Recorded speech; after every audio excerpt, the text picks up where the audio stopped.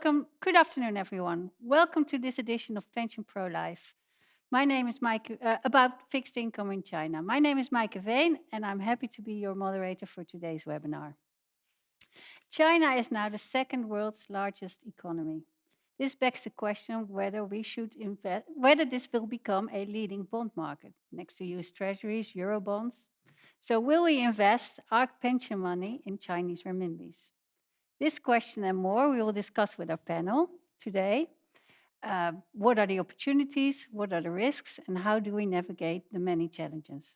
So I'm very pleased that I'm joined here in the studio, which makes it much more cozy and easy to discuss. Mary-Pieterse-Bloem, Professor of Financial Markets at the Erasmus University and also Global Head of Fixed Income at ABN Amro. And live from Hong Kong, it's just like you're at our table, Vanessa. Vanessa Chan, she is Asia Investment Director of Asia Fixed Income for Fidelity. And gentlemen's last, Sandor Steverink, welcome, Global Head of Treasuries at APG. And before we start, I'd like to ask you, our audience, if you have questions, and please do share them by writing in your chat box on your screen. So we will come back during our conversation to address some of your questions. So don't hesitate, please. And before we start our conversation, China, fixed income in China, we were already discussing this a little bit, is a large topic.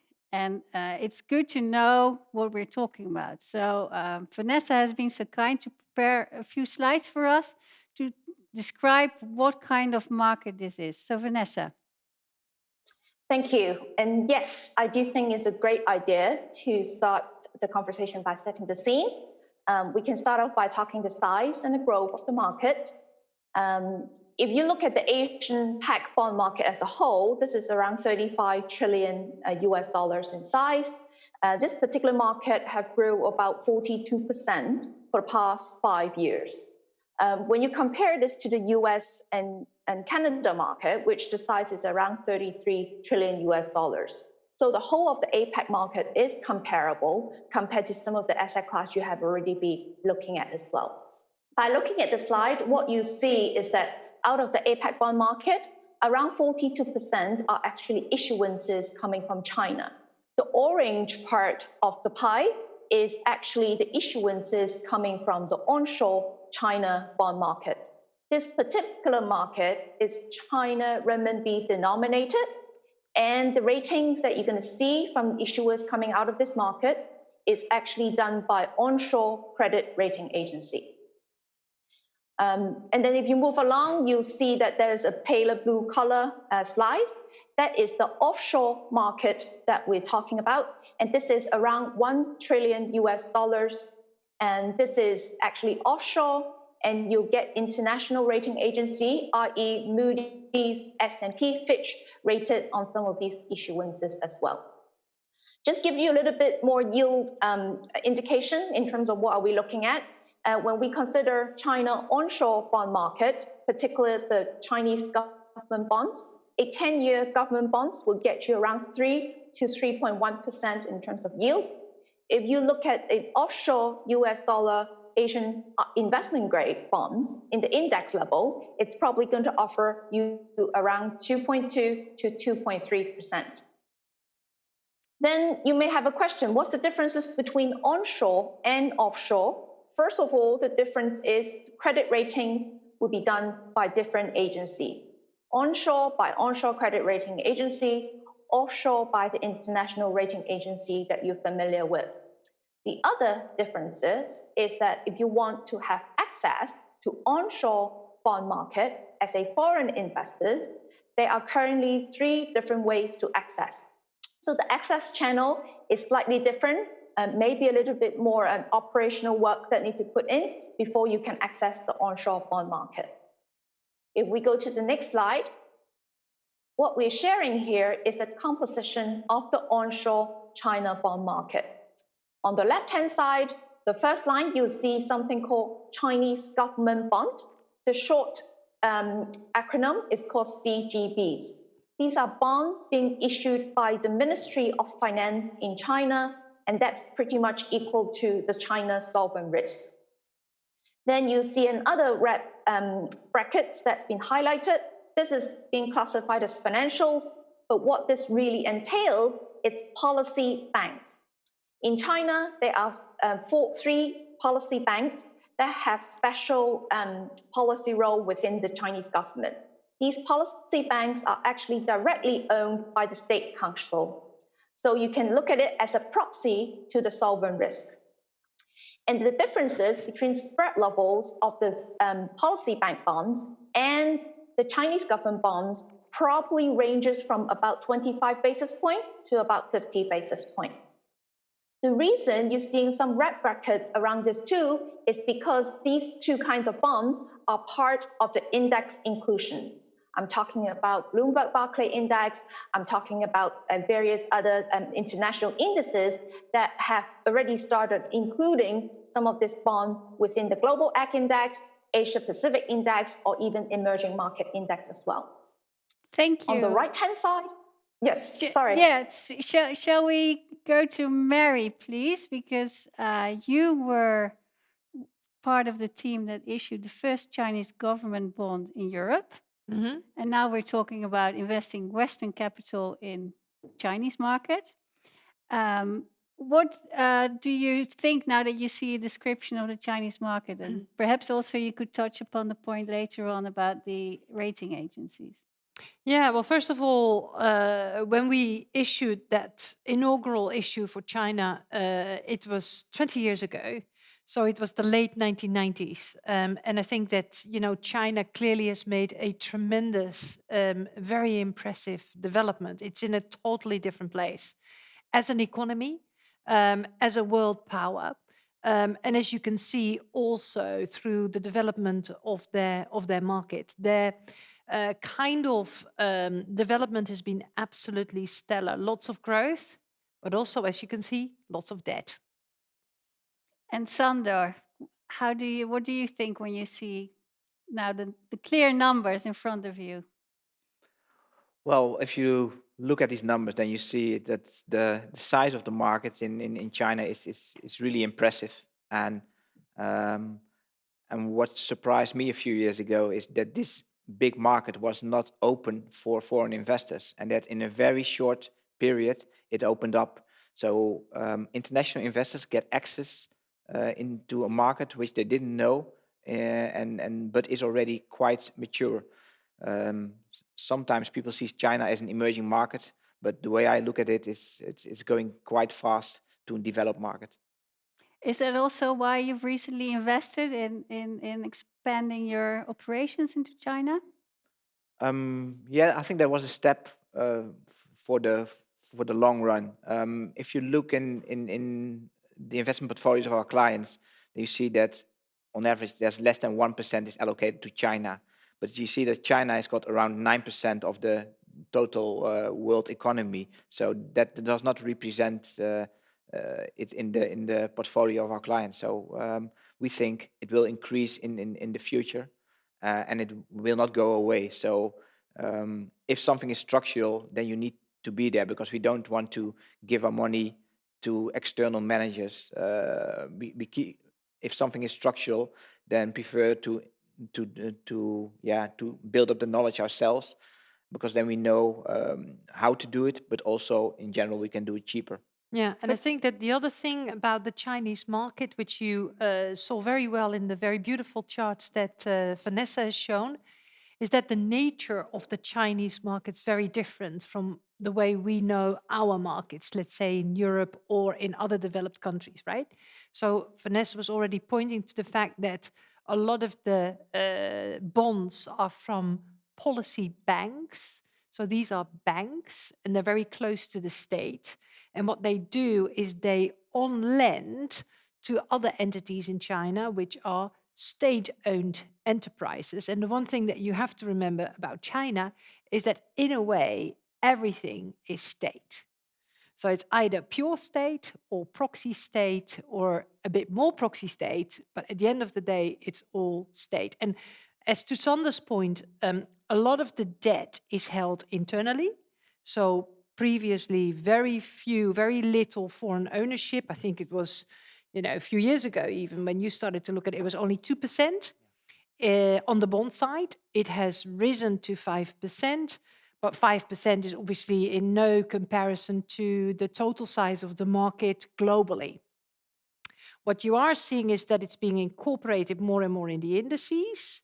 So if you are investing to call it emerging markets or a global bond portfolio, it is already starting to come into your portfolio, so be aware.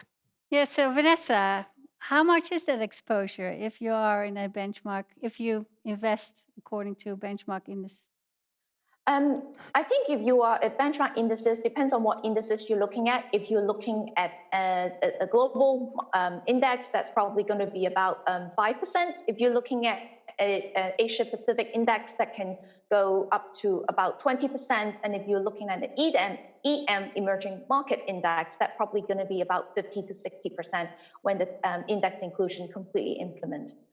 Bearing in mind that this is done step by step, so that's why we've been seeing, as Mary have mentioned, the international participation on the Chinese bond market have been increasing. So it was about 2% for Chinese government bonds, and now we're looking at it probably closer to about 8 to 10% for Chinese government bonds specifically. Okay, 8 to 10% already. I thought it was lower. So that's going pretty fast. Well, it's in the Yes. Bloomberg indices, to be specific. It's in the family of JP Morgan indices. And Russell is going to decide on the 24th of September, about the world index, world bond index as well, whether to include China or not. And I think that probably they will. And then it will come into their index as well in the course of 2021. So if you're invested in against any of those indices, it's already in your portfolio and rising. Yeah, and what's very important to qualify for entering in this index, you should be able to get your money out of the country. And this repatriation issue was solved a few years ago. So before it was, as a foreign investor, you could invest in the country, but you were not sure if you could get it back. And since a few years, this is now possible. And that's also why it qualifies for the indices. So, but repatriation is different from hedging. Yes, it's different from hedging. Yes. That's an important point. Maybe Vanessa can elaborate. Yes, I think, Mary, you have hit on a really good point. Actually, hedging instruments, be it Ripple or futures, are actually not available for foreign investors at this point in time. If you are an onshore domestic investor, you will be able to have access to some of the hedging tools. But if you are foreign investors, unfortunately, these tools won't be available to you at this point. However, we do understand that Chinese regulators are looking at this closely, and there has been some comment from the regulators that they are looking to open hedging instruments availability to foreign investors in short to medium term as well. So we've talked about some of the opportunities here, but if I'm reading the newspaper, I see in many headlines that China is facing some headwinds, that the miracle growth is over, and that there are some tensions with the rest of the world, whether it's about corona, technology, data protection, tensions in Hong Kong. I would be a bit hesitant if I look at the opportunity of China, thinking, oh, how do I assess this? So, Sandor, could you say a bit about the current headwinds and how do you see that as a long-term investor? Well, there are topics at the moment that have impact on any market. That's all these things that you mentioned: trade war, corona. These have got impact everywhere. But for China in general, what I see is that it's shifting from an export economy to a more consumer economy, and because of that, they are becoming less dependent of the external world. And that's what you're seeing gradually back. Also, what you see now due to Corona, you see that the economy is less affected than other countries. The growth is coming down, but it will still be positive for 2020. And I think it will be one of the only countries that have positive growth in 2020. I haven't seen a forecast for another country yet. So yes, these risks are there, but investing is all about taking risk, but always take them in a calculated way. And yes, you have to look at them very specifically. And the trade war, that is something that we are especially focusing on, but we also see very well that this is very high on the political agenda of the US president. And probably therefore it has become bigger than it should be. Yeah, but it's been mentioned that there's been a lot of development in opening up the market. These are news headlines that could worry us about how the Chinese government is going to respond to this and what that impacts future reforms, or if the trend is going to continue. So, Mary, how would you see that? I think that as a pension fund, if you decide that you want to have a significant or even whichever type of allocation to China, you do that, in my view, for the longer run, right? Pension funds have a long-term horizon, so they need to really invest with a view on, if we're going to go in, we're going to go in there for the next 30 years and probably grow our allocation to China as China itself will be growing. And then I think the key question is that you need to answer, which is also an incredibly difficult question to answer, is if China can make its transition from the consumer-led economy that they, from the export-led economy that they are today to a consumer-led economy into the future. And if also, and that's another question, a related question, whether China is able to do that in its current form, right? It is a state-led economy after all. So with this sort of state-led market capitalism, are they able to pull it off, this tremendous transition that they are trying to engineer, and balance growth with debt, balance adverse demographics with urbanization and a transformation of the middle class, right? And are they able to also do that in a sustainable way, because they are facing huge environmental issues, for example, as well. And this is, I think, that is the discussion that pension fund boards need to have, because that is really what you are betting on in a way in the longer run. If you think they're going to hack it, and I believe that China is going to be a dominant force, then by all means, because then you also believe that they will pull through with these reforms, because they very much need their financial markets to open. And they need it because the current account surplus that they have is going to turn into a current account deficit, and they need to attract foreign money. So maybe it's time to see if we have some of the questions. I have a question here from one of our viewers. All Chinese debt is in effect state-owned. Does that mean it benefits from state guarantee in effect? Vanessa, maybe you would like to answer this question. Thank you for the questions.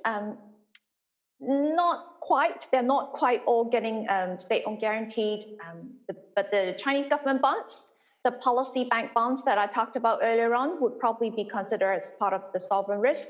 There are some fairly important or large SOE, state-owned enterprise, which potentially will also be considered very closely linked to the sovereign.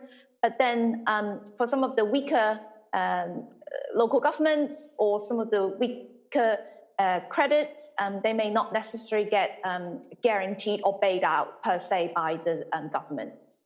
So, Sandor, could you expand, because you are on the ground? What kind of bonds are you looking at mostly? Yes, we have a team in Hong Kong and in China, in Beijing, and they're investing in local bonds, and you see that the credit risk is still rather limited, and also the market is still rather young. They started around 2000, and in 2014 was the first default. So up till that time, every bond was just paid back. And you see now defaults are gradually increasing, and that is only a signal that the market is developing. A default in the credit space is helping to become, as a market, more mature. And So most of the companies have got quite some support, but you have to know which one gets the support, how the relations function. That's also the reason why it's quite difficult to invest in China if you don't have feet on the ground. But you mentioned to me when we were discussing the corporate bonds that the universe, to use some jargon here, is quite limited because, well, That- you have very strict guidelines Exactly. from, Well, from that depends how you look at the market. We look at with the eyes of our clients, our pension funds, and they've got quite strict responsible investing guidelines, and we don't change them because it's China. No, we use the same rules, and what we see is that then less institutions, less companies, less local governments qualify because of two reasons. One is that they they're less transparent. The information that you need for making that assessment is not always available, and also the fact is they come from a different background, so they're not that sophisticated on some areas. For example, a good utility company in China is still investing in coals, but it's already considered as good if it's investing less in coal than it's doing now. but then it's not for APG, right? No, for APG we say we don't want to invest in coal. So if it invest just one renminbi in there, we're not going to participate. So because of that, our investment universe is rather limited for the time being, but we think it will grow over time because we see that the data and information transparency is increasing, and especially by asking questions. And that's also something which is quite new. We used to engage with companies that we talk with them, we ask them questions, we write them letters, and that is something we noticed that is not so common for Chinese people to be very critical. But we are pushing, and we do it together with a Chinese partner, and we're seeing that we're gradually getting impact, but it's going step by step. But if the universe is so small, you have quite a concentration risk in your portfolio. Yeah, the concentration risk for sure. But the good thing is the default risk is still limited, and if the default risk is low, then you can have a more concentrated portfolio. So we started with a small concentrated portfolio, but we want to grow the portfolio. But more important, we want to diversify the portfolio because diversification is very important for every investor. So how would you assess the biggest risks? I mean, what do you think for you would be the biggest risk of making a long bet investing in China? And how would that weigh against the returns to be gained? Well, one is the economic risk, which I already mentioned. And then you have a number of risks related to the market itself. So let me just name them.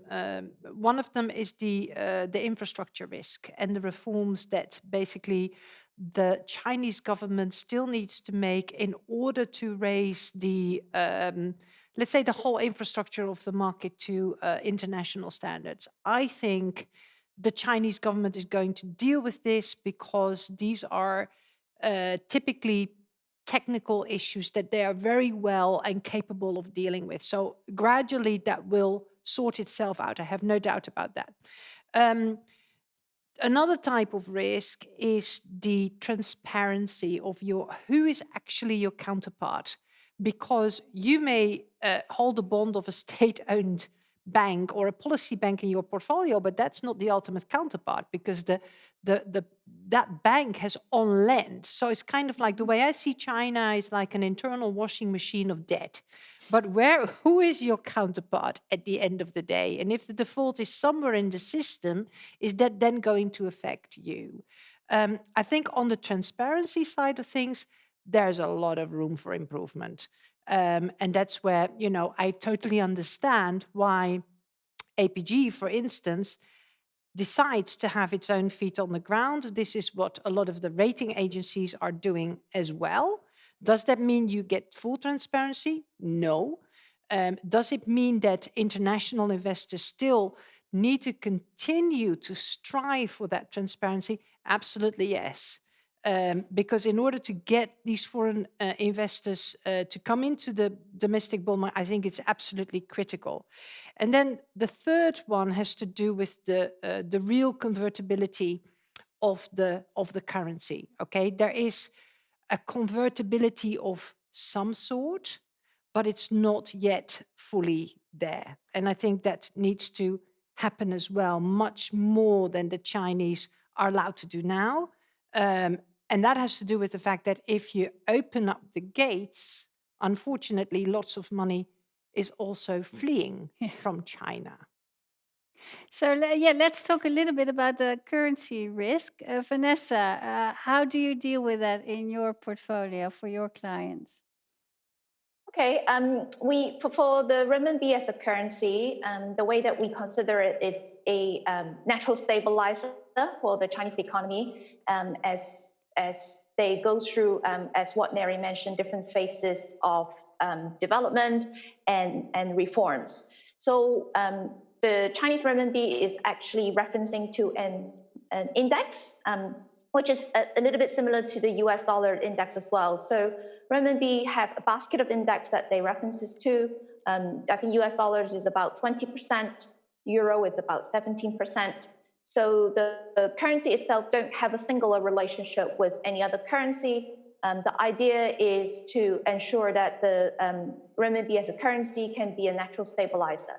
So if we look at the period when there was the trade tension, you'll see renminbi ever so slightly gradually depreciating against the US dollars, while within the same period, we see that the renminbi is actually quite stable in regards with the euro as well. So for a lot of our European clients, they are actually quite comfortable taking renminbi risk as a long run, which is fairly similar to what Mary have mentioned, as a lot of the investors are in China, but they are thinking of it for a long run, but not for a short-term gain at this point in time. Yeah. And let me just mention one more risk, which I think is also very important. And that is, if I was like a pension fund investor, I would like to know what is my legal right in China in the case of default. I know that defaults have been very low, but it's fair to say as well that if there are any defaults, China's defaulting on its own citizens. Because we just established that 95% is held by Chinese. A government is not very likely or willing to do that. If you have foreign investors, it's much nicer to default on foreign investors. And then in that case, with a debt level that, quite frankly, is reaching 300% of GDP, I would like to know beforehand what is my legal status there. So what are the what is the status with bankruptcy laws, for instance? Yeah, well, I think that's a very good topic, but it is not a topic at the moment. It will be a topic for the future, because what you see is that the market is developing, and you see that in high yield bond market, a bond market where defaults are getting more common, is most of the time happening after you've got a well-functioning credit market. So Yeah. I see that in the maturing of the Chinese market, we also will see a high yield market with more defaults in the future. But it's not going to happen out of its own accord. Or is it? I mean, as a first mover, and you are a first mover, let's say as APG, do you feel a certain responsibility to go to Chinese officials and say, we really need to get this sorted? Well, we'll for sure participate, but in the first part, we will make sure that we'll invest in the things that will not default. So you do your research very well, and you participate in all kind of ways in which helps the markets developing. Like also what we did is talking already with the central bank and with authorities in China about setting up derivatives markets.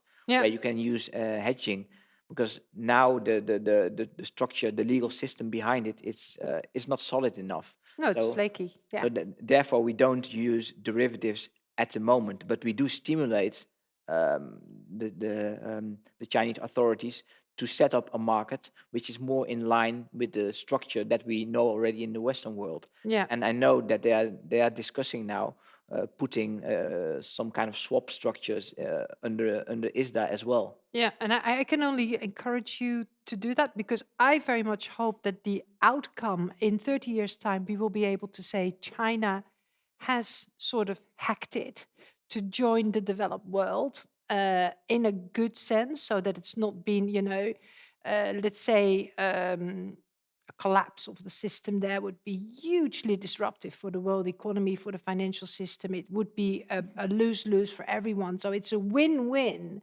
in a way that we also help China to open up their financial system. And I would very much encourage the foreign investors that have been invited. There are a couple of very strong American parties there. Now, they're really hoping for our pension money to go there, but to do that in a way to also say to China, you're not there yet. You need to continue to improve your market. Okay, I think it's time to have a chance to answer a few of our viewers' questions. We've heard a lot about risks, and they may start wondering what's in it for us if we invest in China. I mean, what does that do for my portfolio? And here's quite a clear question as well: is how can smaller pension funds achieve the kind of transparency they need to be comfortable to invest in Chinese fixed income? I mean, this is again one of the risks.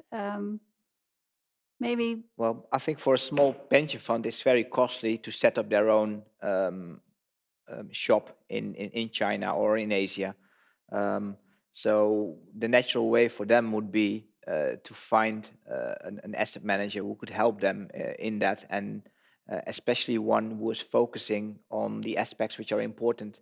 And what I see in the Dutch pension environment, then responsible investing is one of the topics very high on the agenda, and that is something that is not addressed by every asset manager in the same way. So, Vanessa, I'm a pension fund, and I come to you. What is then your pitch to me that to sort of make me think that I'm missing an opportunity there to invest in Chinese bonds? I think the first thing is you're looking at a market that is large, it's growing. For some of our internal forecasts, we anticipate the market will double itself from now till 2025. That would probably mean that the market needs to grow about 15 to 20% per annum. And that would mean that the market will get close to about 28 trillion in terms of size. So it's growing fast, it's a large market. And the other consideration is you're going to get pretty strong and attractive returns out of this market. So I was citing earlier on, if you're thinking of a China onshore government bond, that will offer you about 3.1%.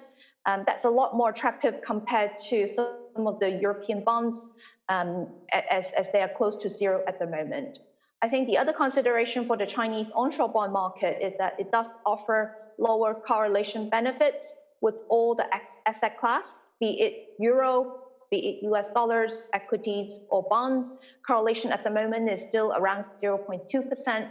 So by adding on or considering the Chinese onshore bonds in your portfolio, it will provide additional returns. It will provide lower correlation and diversification as well.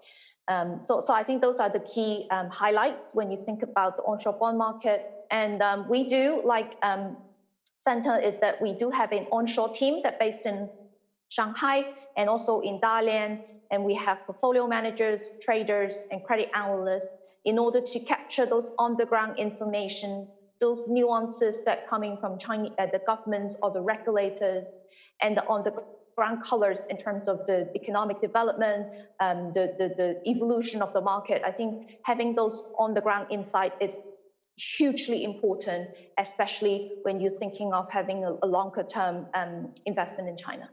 So yeah, I first would like to, now that we've heard a little bit about the risks and also some of the gains to be had, I have actually a question for our viewers.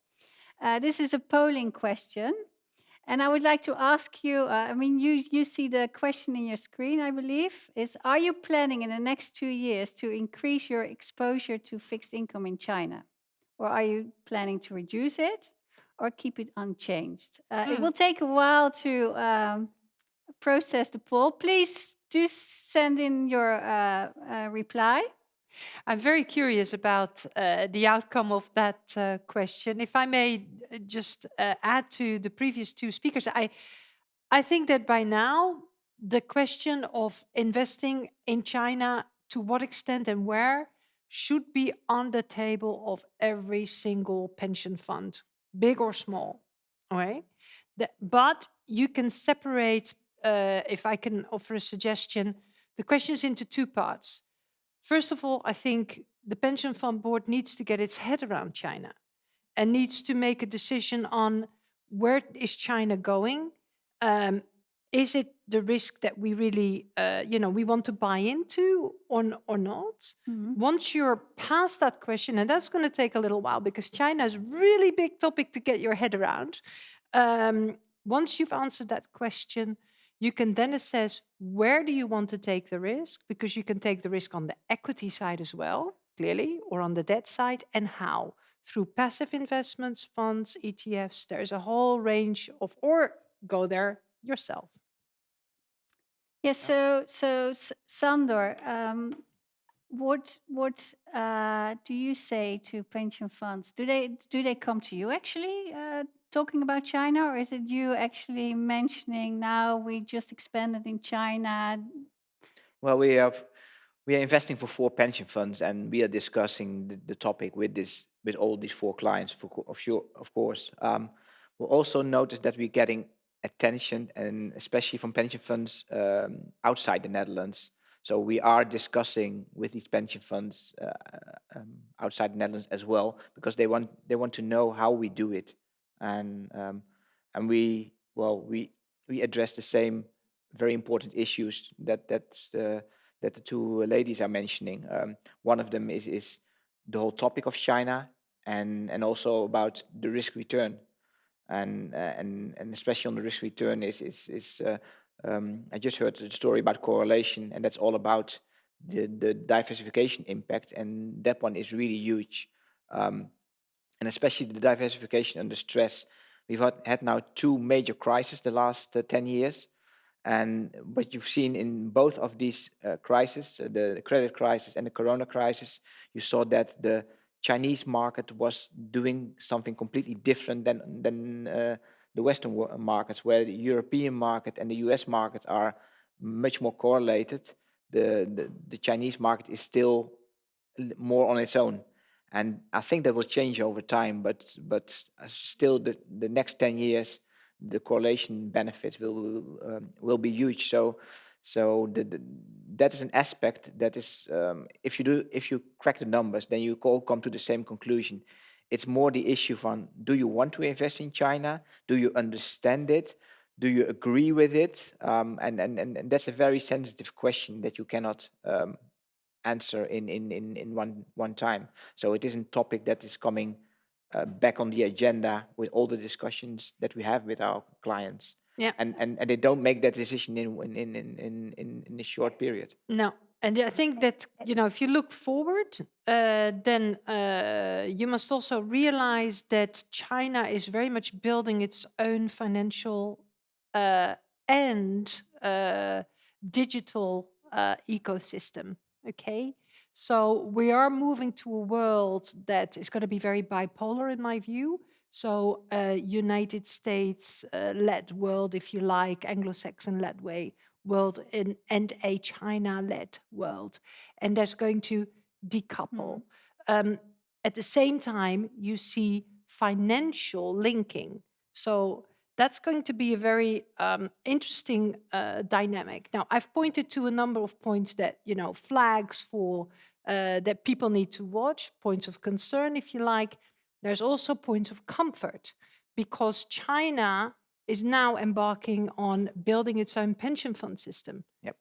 And that will introduce a strong element of stability into that market, right? Because you will get the same type of financial repression, that we have had over here, whereby the Chinese government is going to force Chinese pension funds to buy their own bonds? We have an outcome of our poll. 33% of people who answered the poll say that they're planning to increase their exposure to China. Nobody thinks of reducing it, and 60% thinks we keep it unchanged for now. Okay, sitting on the fence. Sitting on the Yes. fence. Yeah. Does this result surprise you, Vanessa? So 33%, 1/3 is saying, well, we are really thinking about upping our investments, and 66% thinks, well, we'll wait and see. No, I don't think it surprises me, but I do echo with what Mary and Sandor was saying earlier about that China should be already on your consideration. And I'll even push it a little bit further by saying that the longer or the further you take to wait or consider, the market would have already grow bigger and be more important, and you have seen your competitors or your peers already entering into the market. So I don't think China is a topic that you can just brush off and say, oh, I'll come back and look at it 2 to 3 years later, because this is going to be a permanent structural market that a pension fund will need to consider. Yes, but actually, so what percentage of your assets is invested in China? Because you are huge, so even 1% is a massive number, but I can imagine, given what we've discussed here, that the allocations are still quite small. Yes, it is quite small. There's less than 1% that we are investing in China at the moment. But for us, it's also that it's a new market for us. So we always say, start small and learn fast. And that's what we're doing here, because the best way of learning, understanding the market, is by just be active in it.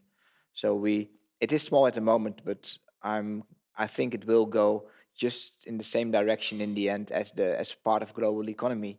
And then 10% is a more common number probably in the future. Yeah, and I'm also curious because I know APG a little bit. I worked there for a few years as well. Do you consider it? Is it in the treasury pool, so more in the matching portfolio, or is it in the credit pool? For us, we invest in it now in the credit pool, because we make a kind of distinction between government bonds that we invest in all out of Amsterdam, and corporate bonds and government related that we invest with local presence. And this one, you need a local presence. Even though the default risk is limited, you still need to know where you invest, and you need to talk to the people to understand the organization where you borrow your money to. Yeah. If you lend your money to, and that is therefore we think the credit part is the best fit. But if you look more from a distance, then you can also see it just as an separated entity, because we're making now a lot of fuss about differentiation. Is it an emerging market? Is it a developed market? And well, I think it operates somewhere in between, and just I see it as an individual allocation. But it totally depends on the way a pension fund has structured its assets. Yeah. So how is that for your clients, Vanessa? What do you see? Yeah, I would probably very agree with what Sandor has said about how do you consider China? Is it an EM, emerging markets, or developed markets? The way that we at least think about it is probably a combination of both. There are some developed market characteristics, but there's also some emerging market trails coming from China as well. For our clients, I think a lot of them will start first looking at the China government bonds and the policy bank bonds. That's probably given the fact that it's sovereign risk. It's going to offer slightly better yield compared to other international or other government bonds. And at the same time, it's also part of the index inclusion. So for them, making that initial choice, it's a little bit more easy compared to thinking about the corporate markets. Having said that, we have started seeing more and more interest coming from sophisticated investors or investors that have experience with the Chinese bond markets that have come to us to look for advices or seek solutions related to the China onshore bond market pieces as well. Well, I think we still have some time to answer a few more questions that were asked by our viewers. There's one interesting one that maybe Vanessa knows best. Does investing in China mean you cannot invest in Taiwan? No, I wouldn't say that, but you would probably need to consider what are the investment options that you have with the Taiwan market. A little bit more background. If you are a Taiwan issuer and you wanted to issue US dollar hard currency debt, you need to pay a relatively high withholding tax. That's why you do not see a lot of Taiwanese bonds outstanding in US dollar terms. And in terms of the domestic capital markets, is relatively small and is not very developed as well. So a lot of the onshore Taiwan investors actually look to seek investment opportunities outside of Taiwan. So just to give you that kind of context. Okay, and we talked a lot about the government risks.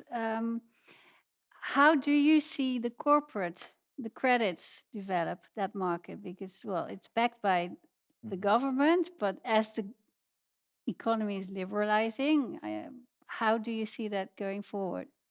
Well, you see that the Chinese government understands also very well that they need to adapt, and they also need to set a step back. And you see that in the development of the market. Vanessa was saying already that the market is expected to grow by 20%. I think in fixed income as a whole, that's true. But the corporate market is developing even faster. That will be closer to 30% a year. So in that respect, the corporate markets in China will become bigger as a percentage than it's now. If you look at the total index, you see now that's only 20% is corporates and 80% is government related in one way or another. I think that will become more balanced, more to 50-50 in a decade time. But then I look at Mary, then we really need to have good bankruptcy laws and a good legal structure for that to happen. Oh, for sure, that is part of the development. And you are engaging very actively with companies regarding ESG. Do you see that progress is going to be fast enough for you to increase your investments, or is that really going to be a struggle? Well,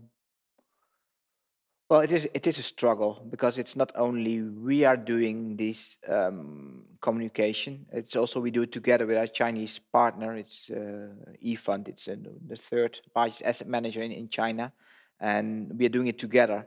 And we really need to educate them in writing letters. They were really skeptical about doing that, but once they started with it, they came more at ease. And we were using our set standards that we are using everywhere in the world, and that helped them to also write letters on behalf of themselves, but also sometimes rewrite the letters. So and this combination of Western world investors and Chinese investors, we see that it has impact, and we get replies because sometimes they don't even reply. But how do you verify that actually change is happening, that these companies are changing their policies?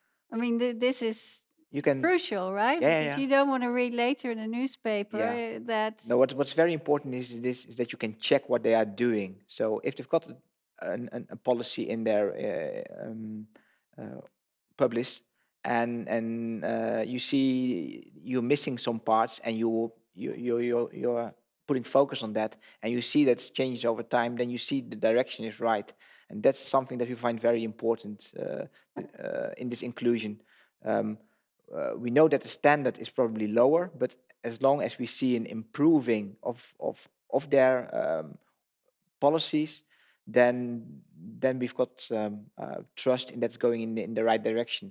But you're right, it is going slow, but the direction looks good to me. Yes, I think from Fidelity, we also agree what you have mentioned is that we do write letters as well, and our analysts do have regular reviews with some of the companies. What we also realize is that they are a lot more open and keen to engage on conversation related to environmental, social, and governance risks as well.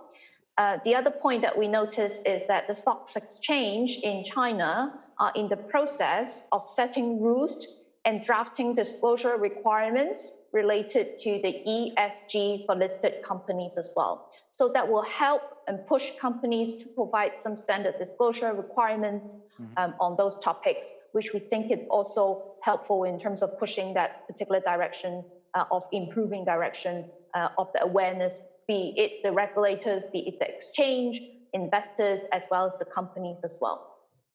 How much of a bottleneck do you see ESG in the growth of the market? Well, I think that, it comes back to the two phases of the discussion I think pension fund boards need to have.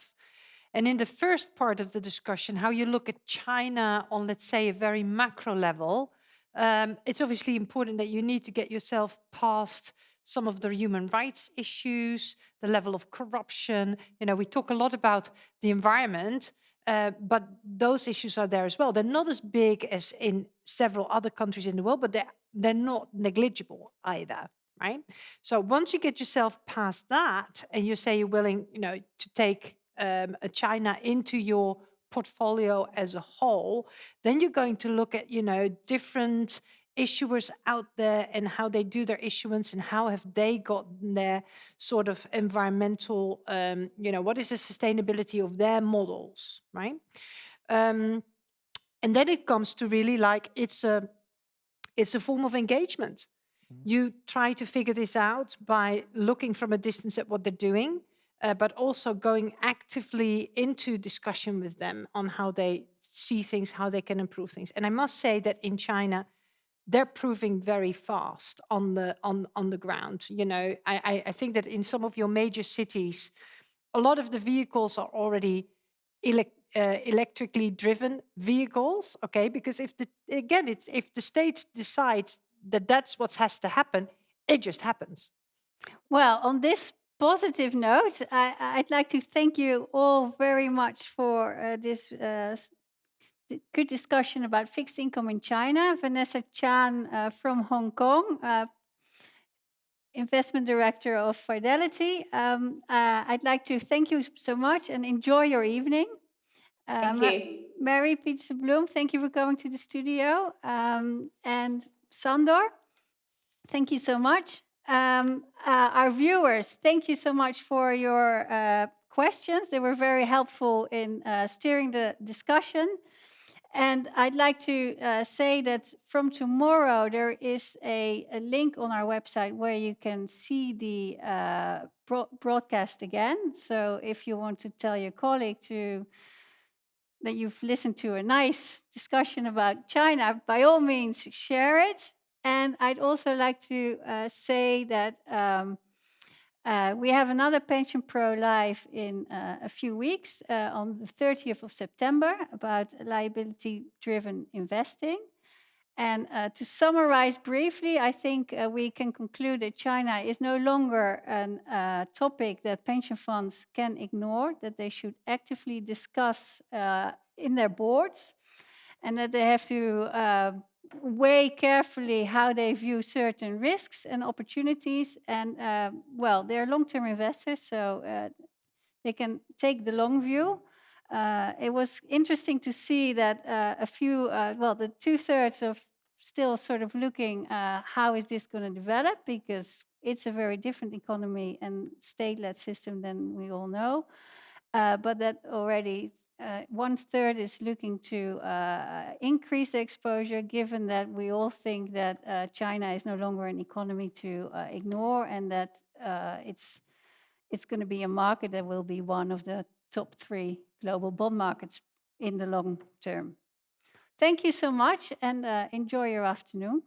On to the next meeting, probably.